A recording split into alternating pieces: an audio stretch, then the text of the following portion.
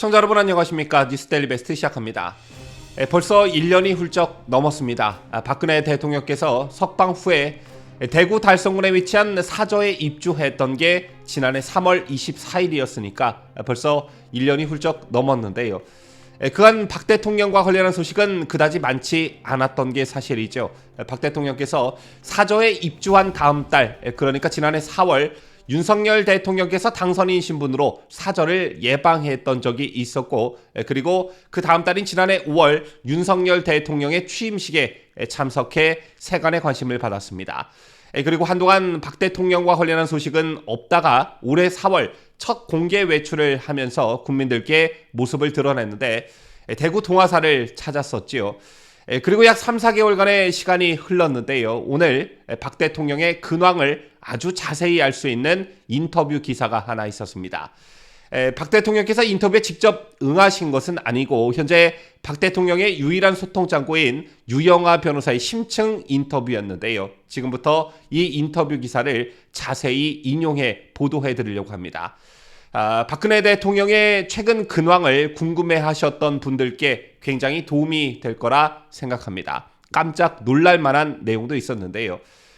참고로 해당 인터뷰는 지난 18일에 진행이 됐다고 합니다. 자, 먼저 정치적인 부분부터 말씀을 드리려고 하는데요. 내년 4월 총선을 앞두고 국민의힘 텃밭인 영남권의 최대 관심사는 친박계 인사들의 총선 출마 여부입니다.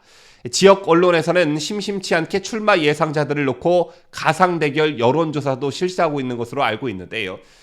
최경환 전 경제부총리, 우병우 전 청와대 민정수석, 안종범 전 청와대 경제수석, 유영하 변호사 등이 대구 경북 TK에서 출마할 것이라는 관측이 무성한 상황입니다.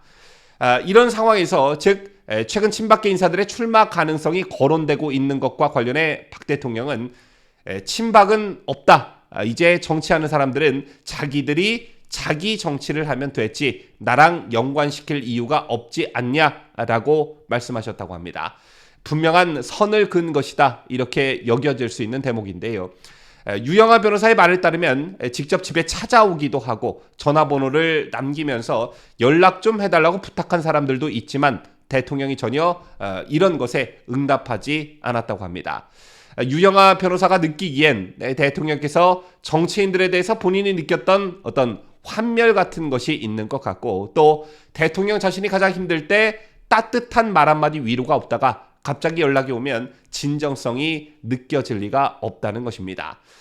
실예로 직접 집에 찾아와서 경호관들한테 연락처를 남기고 간 사람들도 있다고 하는데요. 자, 이럴 때마다 대통령께서 유 변호사에게 그런 일이 있었다라고 다 말씀해 주시는 편이고 특히 내부에서 쓰는 공용 전화기, 공용 폰이 있는데 그 번호를 어떻게 알았는지 그 번호로 전화해서 대통령과 통화하게 해달라고 한 그런 사람들도 있었지만 다 거절했다고 합니다. 그리고 유 변호사는 이런 사실들을 알리면서 일각에서 유 변호사가 중간에 가로막고 있기 때문에 박 대통령을 못 만나는 것이라는 풍문이 있는데 이런 풍문과 관련해서는 전혀 사실이 아니다라고 했고 만나고 싶은 의향이 있으면 사저로 가서 직접 면담 신청을 하면 된다고도 덧붙였습니다. 그리고 실제 과거 참모들이 박 대통령을 만나거나 통화하고 싶다고 하면 대통령께 그 사람들로부터 온 문자를 그대로 보여드린다던가 누가 만나고 싶다는 말씀을 철저히 보고하고 있다고 하는데요. 가끔씩은 대통령께서 직접 누구 좀 전화 연결해달라라고 말씀하시는 경우도 있다고 합니다. 그리고 실제 박 대통령을 사저에서 만난 인사들도 있는데 지금까지 대통령께서는 김기춘 비서실장을 2번 만나서 2시간 정도 함께 식사했다고 하고요. 또 김장수 전 장관, 김관진 전 실장, 박형렬 전 경호실장 등과 만나서는 옛날 목함지뢰 사건과 당시 있었던 주제로 거의 3시간가량 대화를 나누었다고도 합니다. 이 밖에 한광욱 전 비서실장도 만나 청와대 시절 이야기를 나눴다고 하고요. 허원재 전 정무수석, 김재수 전 농림축산부 장관, 서상기 전 의원과도 만났다고 합니다.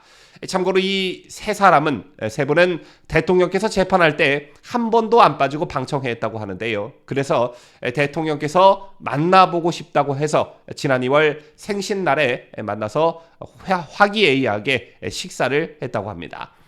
앞서 언급한 인사들이 대통령께서 연락해달라고 해서 만났던 사람들이라고 하고요.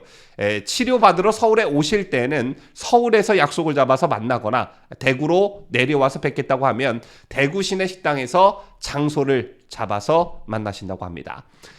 또한 박 대통령께서는 과거 서운했던 이들에 대해 심각하게 이야기하시는 경우는 없고 그냥 완곡하게 아유 뭐 그 사람들이 저를 볼 일이 있겠어요 라면서 그냥 넘어가신다고 합니다.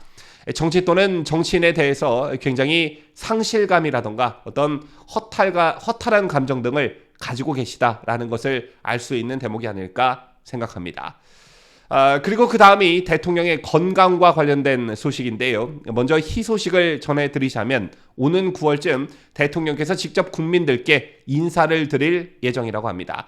그 방식에 대해선 언급이 없었는데 이런 계획이 있었다고 유 변호사는 밝혔고요. 대통령의 건강은 상당히 회복된 상태라고 합니다.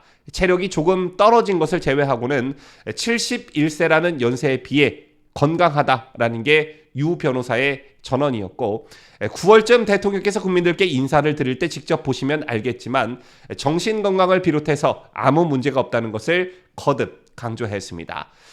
일각에서 제기되고 있는 침해설 이런 것은 전부 가짜 뉴스라고 보시면 될 듯합니다. 자 그리고 대통령의 하루 일과에 대해 말씀을 드리자면 일어나시면 평소 하시던 운동을 하신다고 하고요. 일주일에 2번 정도 필라테스를 하는데 혼자 하기 힘든 부분도 있기 때문에 강사가 가끔 오기도 한다고 합니다. 또 컴퓨터나 TV를 통해 뉴스 등을 보시고 때로는 유튜브도 일부 보신다고 하는데요. 아침 식사는 늘 혼자 차려 드시는 편이고 가사를 도와주시는 분이 점심 저녁을 챙겨주신다고 합니다. 그리고 여러분께서 궁금하셨던 부분 현재 대통령께서는 탄핵으로 전직 대통령에 대한 예우 전부를 받고 있지는 못하고 있죠. 여기에 수감 시절 재산에 대한 추징까지 당했기 때문에 생활비는 어떻게 해결하시는지 궁금하셨던 분들 많으실 겁니다.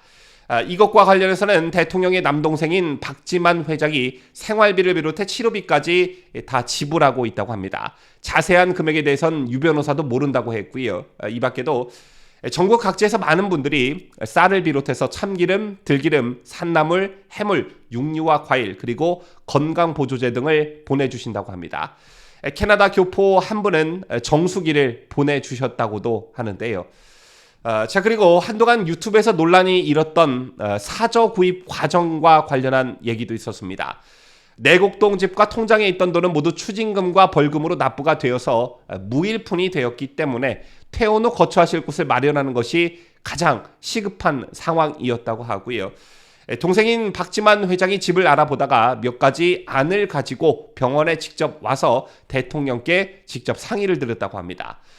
서울 근교에 머무는 것도 고민을 했었으나 현실적으로 돈이 가장 큰 문제였다고 하고요. 이런 상황에서 대통령께서 직접 대구로 내려가는 것이 맞지 않겠냐라고 했고 그래서 대통령의 지역구였던 달성군의 거처를 마련했던 것이라고 합니다.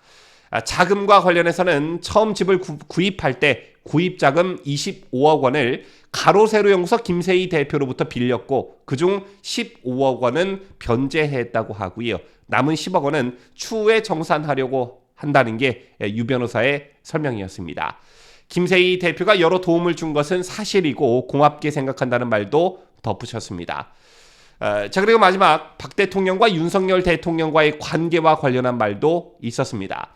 평소에 워낙 남 얘기를 잘 안 하시는 편이라 최근에 윤 대통령에 대한 얘기는 특별히 하지 않으셨다고 하고요. 다만 취임식 참석과 관련해서는 보수 진영의 새 정부가 출범하는데 전직 대통령이 불참을 하면 보수 진영의 분열이 될 수도 있다고 생각하셔서 조금은 무리였지만 참석한 것이라고 합니다. 이 연장선에서 지난 대선 때도 병원에 입원하신 상태에서도 혹여나 지지층의 분열을 걱정하셨기 때문에 사전투표를 한 것이라고 하는데요. 이 대목에서 정말 큰 그릇이라는 말이 절로 나오는 듯합니다.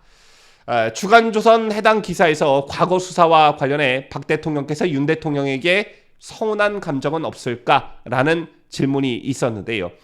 여기에 박 대통령의 생각과 감정을 직접 들을 수는 없었지만 유영아 변호사는 박 대통령이 그런 이유로 자기의 감정을 표현해서 국가대사를 그르칠 분은 아니다라며 한 나라의 국가 원수를 지내신 분이 보는 시야는 일반인들과 다르게 넓다라는 말로 답변을 대신했습니다.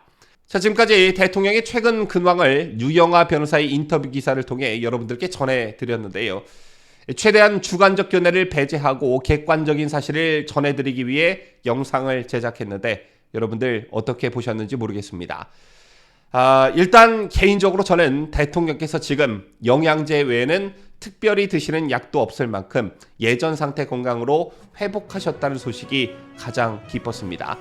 대통령을 걱정하시는 분들께 많은 도움이 되는 영상이 되셨길 바라면서 뉴스를 마치도록 하겠습니다.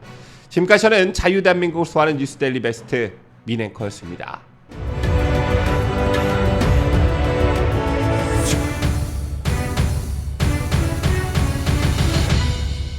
함께해요. 뉴스데일리 베스트.